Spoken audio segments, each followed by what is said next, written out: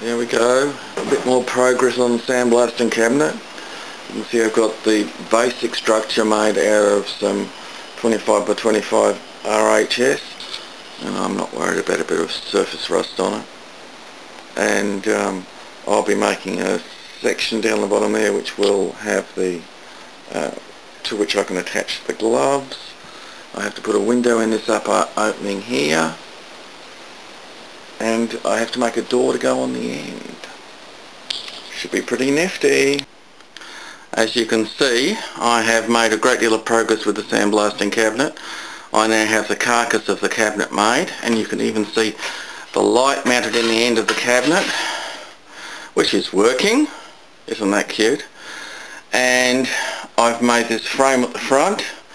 I've even got the Wizzo gloves and mounting rings to put them into the cabinet. So that's what I'm working on at the moment. And here, I don't know if you can see the lines, but here's the front panel, and I've marked on the inside of the lines where I have to cut out the window section and whereabouts I'm going to have to mount those two rings, which will require some large circular holes. There, I've gone back and redrawn the where I have to cut with a bit darker pencil, so I think you should be able to see those lines. The large oblong at the bottom of your screen is going to be the opening for the window into the sandblasting box, and the two circles down below are for the glove flanges to mount to, and it all should be pretty white underneath. Okay, time to get mad with the angle grinder. Well, that's the window hole cut. Now it's time for those two pesky little round armholes.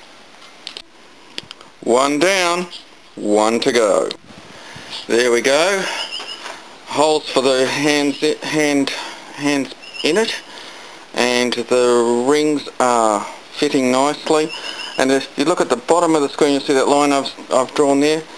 I need to put a groove right across there so that the steel will fold nicely at the front there. Shouldn't be too big a deal. Okay, well, here goes. Okay, that's it, looking pretty close to being complete. Of course I have to silicone in the glass and seal up all of the cracks with silicone, but I've got a whole swag of the bloody stuff, so that shouldn't be an issue. And it's turned out looking pretty good. As you can see, I have the light inside at the end there, and I've got to make some kind of a rack inside. Can you see inside there? So that I can not have the parts all drop down into the hopper, but that looks pretty good to me. And of course the final thing that I have to work on is making a door for the end here. Okay, but that shouldn't be too big a deal. Just a matter of a steel frame and a bit of a steel skin. Okay, had a slight delay, I'm really looking forward to this project being finished, because I can then actually use it, clean up some parts on the Morris, but more importantly I think I can clean up this mess of a workshop. Usually these sandblasting cabinets have a vacuum cleaner hose connected to the cabinet. I thought, why bother with a hose when you can just silicone an old vacuum cleaner to the roof, like I've done here. It works perfectly, it has a nice little filter in it, and there's still a space to accumulate debris, but I don't think it'll need very much. And if you can release it, there's the filter,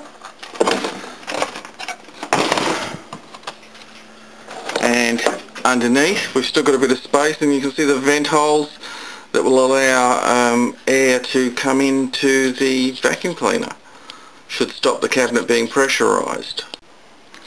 As you can see, I have actually made a door, and it's closed by a hand knob that goes on here.